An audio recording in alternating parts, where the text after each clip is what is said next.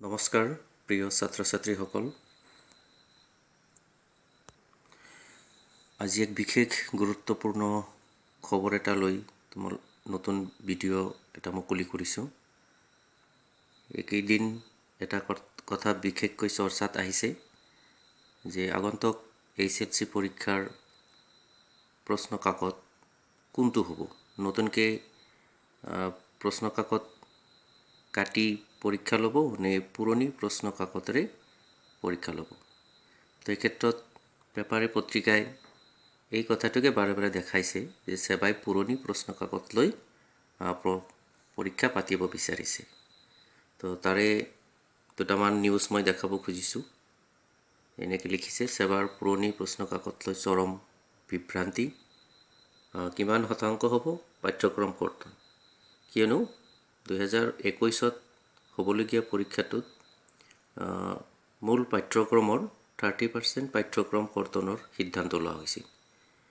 আকৌ এইবাৰ 2022 চনৰ পৰীক্ষাত 40% পাঠ্যক্ৰম কৰ্তনৰ সিদ্ধান্ত লোৱা হৈছে। গতিকে দেখকৈ যদি পুৰণি প্ৰশ্ন কাকতেৰে পৰীক্ষাটো লয় তেনেহ'লে পাঠ্যক্ৰমত যথেষ্টখিনি বিসংগতি দেখা দিব। এই ক্ষেত্ৰত ছাত্ৰ ছাত্ৰীসকলে যথেষ্ট চিন্তিত হৈছে, লগতে অভিভাৱকসকলো চিন্তিত হৈছে, সচেতন মহলো চিন্তিত হৈছে।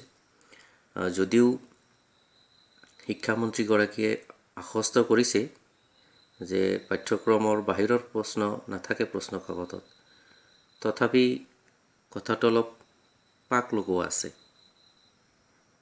তো এই ক্ষেত্ৰত সদৌ অসম ছাত্ৰ সন্থায়ো কি কৰিছে, সেৱাক দাবী জনাইছে যাতে পাঠ্যক্ৰমৰ বাহিৰৰ প্ৰশ্ন নাথাকে। তো যোৱা বছৰৰ যিখিনি প্ৰশ্ন সেইখিনি ছপোৱা হৈছিল, সেইখিনি পুনৰ ব্যৱহাৰৰ কাৰণেই আৰু খৰচ কমোৱাৰ কাৰণেই এই ব্যৱস্থা লোৱা হৈছে বুলি সেৱাৰ নটিফিকেশ্যনত তেখেতসকলে জনাইছে। তো এই ক্ষেত্ৰত মই ক'ব বিচাৰিছোঁ যে যিটো নটিফিকেশ্যন তেওঁলোকে দিছে, সেইটো নটিফিকেশ্যন এইটো 7 মাৰ্চ তাৰিখে নটিফিকেশ্যন দিছে। মই এনেকুৱা তোমালোকক কৈ শুনাইছোঁ। Hslc exam will be conducted using the question papers and the question booklets printed in the year 2021 wherever possible. আকৌ লিখিছে, যিখিনি প্ৰশ্ন কাকত ছপোৱা গৈছিলে আৰু এনচাৰ বুকলেট দুয়োটাই, question papers and answer booklet অৰ্থাৎ উত্তৰ বহী, in the year 2001 remained unutilized, অব্যৱহৃত হৈ ৰৈ আছে, and are being used for the year of 2020 to avoid misuse of natural resources. এইখিনি বস্তু যাতে অপব্যৱহাৰ নহয়, মানে যাতে এনেই অব্যৱহৃত হৈ পৰি নাথাকে, তাৰ বাবে এইটো ব্যৱস্থা তেওঁলোকে গ্ৰহণ কৰিছে বুলি সিদ্ধান্ত লৈছে। আৰু চিলেবাছ কৰ্তনৰ যিটো লেটাৰ নম্বৰ, মেম' নম্বৰ আছে, ইয়াতে তেওঁলোকে উল্লেখ কৰিছে, এইটো ছেক্ৰেটাৰীয়ে ছাইন কৰা নটিফিকেশ্যন, কপিটো আছে বিভিন্ন জনলৈ। এইবিলাক কি কৰিছে, তেওঁলোকে ছাৰ্ভ কৰিছে নটিচটো। গতিকে নিশ্চিতভাৱে ক'ব পাৰি এই নটিফিকেশ্যনৰ জৰিয়তে তেওঁলোকে ক'ব বিচাৰিছে যে 2021 চনত যিবোৰ প্ৰশ্ন কাকত প্ৰস্তুত কৰা হৈছিল, পৰীক্ষা ক'ভিড পেণ্ডেমিকৰ কাৰণে অনুষ্ঠিত নহ'ল, সেই প্ৰশ্ন কাকতখনেৰেই পৰীক্ষা পাতিবলৈ ওলাইছে। সিদ্ধান্তটো ফাইনেল। এতিয়া আমাৰ কথা হ'ল, ছাত্ৰ ছাত্ৰীয়ে কোনখন চিলেবাছ ফ'ল' কৰিব, 30%ৰ চিলেবাছটো নে 40%ৰ চিলেবাছটো। তো যিহেতু 2021 চনত প্ৰস্তুত হোৱা প্ৰশ্নখনেৰেই পৰীক্ষাখন অনুষ্ঠিত হ'ব, গতিকে নিশ্চিতভাৱে 40% নহয় 30%ৰ যিটো সিদ্ধান্ত আছিল কৰ্তন, সেই পাঠ্যক্ৰমেৰেই ছাত্ৰ ছাত্ৰীয়ে পৰীক্ষাত নিশ্চিতভাৱে বহিব লাগিব। তো এই ক্ষেত্ৰত তেওঁলোকে অলপ বিমূৰ্ত পৰিব পাৰে ছাত্ৰ ছাত্ৰীসকলে। তাৰ কাৰণে মই কনফিউজন ক্লিয়াৰ কৰিবলৈ বিচাৰিছোঁ। দুয়োটা 30% আৰু 40% দুয়োটা বৰ্ষৰেই পাঠ্যক্ৰম যদি আমি তুলনা কৰি চাওঁ, ৰিজনি কৰি চাওঁ, তেতিয়াহ'লে কি পাঠ্যক্ৰম বা কি অনুশীলনী আমি বেছিকৈ চাব লাগিব সেই বিষয়ে মই অলপ তোমালোকক দেখুৱাব বিচাৰিছোঁ।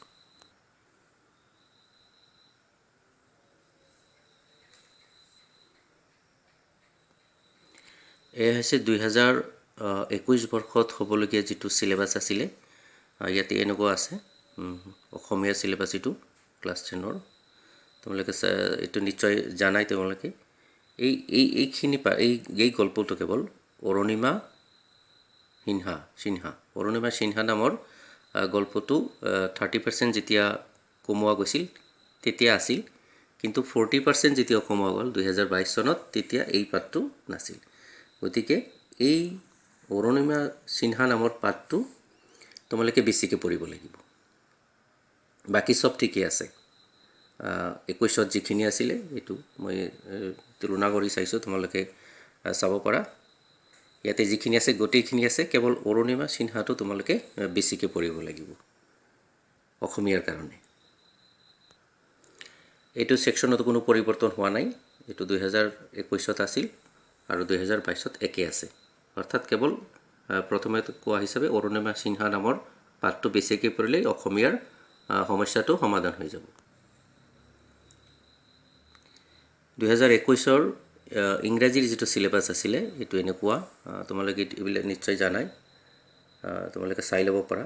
এইবিলাক আছিলে, এই মই যিটো ৰেড চাৰ্কল কৰিছোঁ এনিমেলছ, এইটো যেতিয়া 30% ৰিডিউচ কৰিছিল তেতিয়া এই এনিমেলছটো লাগিছিলে, কিন্তু যেতিয়া 22 চনত 40% ৰিডিউচ কৰিলে তেতিয়া চোৱা এই এনিমেলছটো নাই। অৰ্থাৎ তোমালোকে ইংৰাজীৰ পয়েট্ৰি এনিমেলছটো বেছিকৈ পঢ়িব লাগিব, বাকী চব একেই আছে। তো এই কবিতাটো বেছিকৈ পঢ়িলে তেনেহ'লে এই চিলেবাছটো কভাৰ হৈ যাব তোমালোকৰ। ইংৰাজীত আৰু কোনো সাল সলনি নাই।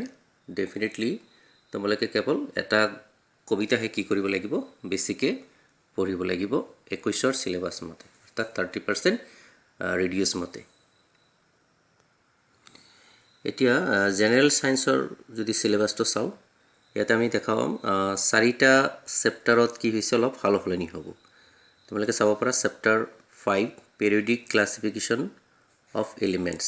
ইয়াতে আগতে কিমান আছিল 5.22 এইখিনিলৈকে আছিল, কিন্তু 21ৰ চিলেবাছ মতে এইটো ফুল চেপ্টাৰ চাব লাগিব তোমালোকে। এইটো 22ৰ আছিল 40%, কিন্তু 30% ৰিডিউচ হিচাপে এইটো গোটেই পাঠটো চাব লাগিব। চেপ্টাৰ 5 পৰ্যাবৃত্ত তালিকাৰ যিটো আছে মৌলৰ পৰ্যাবৃত্ত তালিকা।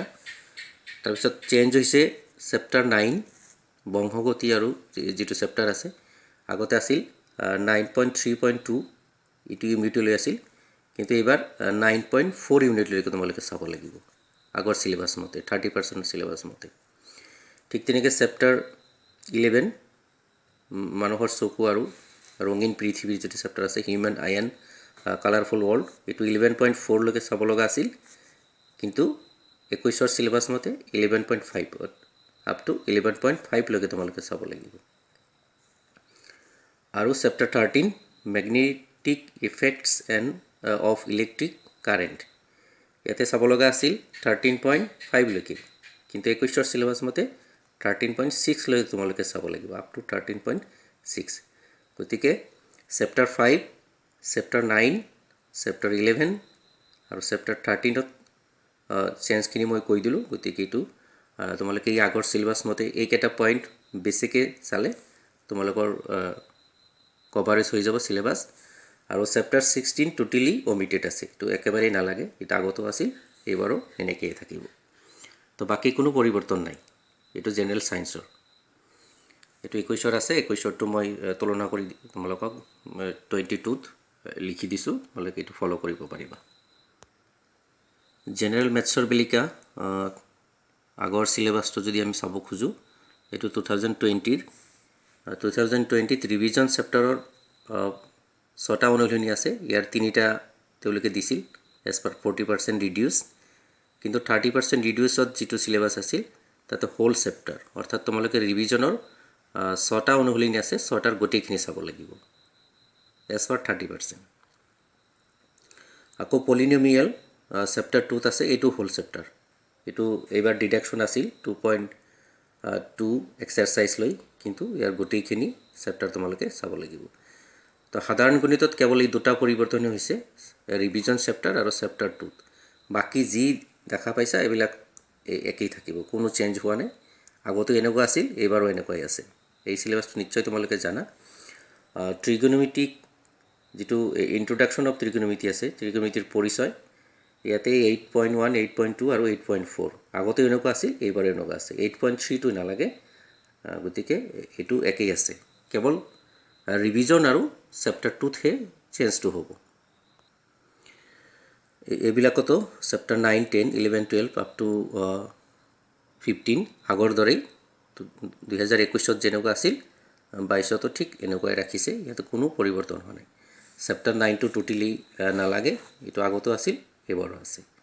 গতিকে চেঞ্জ কেৱল সেইটো পৃষ্ঠাত আছে, ৰিভিজন আৰু পলিনমিয়েল। ইয়াতে গোটেইখিনি পঢ়িব লাগিব, কোনো বাদ পৰা নাই, এইখিনিয়ে পৰিৱৰ্তন হৈছে। এডভান্স মেথামেটিক্সৰ ছাত্ৰৰ কাৰণে কৈছোঁ, তেওঁলোকৰ 2021ৰ যিটো চিলেবাছ আছিলে, তাতে এই চেপ্টাৰ 6টোহে ইম্পৰ্টেণ্ট। ইয়াতে কেৱল চেঞ্জ হৈছে, এইটো ইয়াতে 6.1 to 4 লাগিছিল ইউনিট, এক্সাৰচাইজ 3টো বাদ দিছিলে তেওঁলোকে। কিন্তু আমাৰ 2022ত কি কৰিলে, 6.1 আৰু 6.2 দিলে, 3 আৰু 4টো বাদ দিছিলে। কিন্তু 21ৰ চিলেবাছ মতে 6.4টো লাগিব, কেৱল 6.3টোহে নালাগে। গতিকে 6.4, 6.1, 6.2 এইটো যিটো আমাৰ দল আৰু বিন্যাস, পাৰমুটেশ্যন এণ্ড কম্বাইনেশ্যন যিটো চেপ্টাৰ আছে, এইটো চেপ্টাৰত কেৱল পৰিৱৰ্তনটো কৰা হৈছে, বাকী চব একেই থাকিব।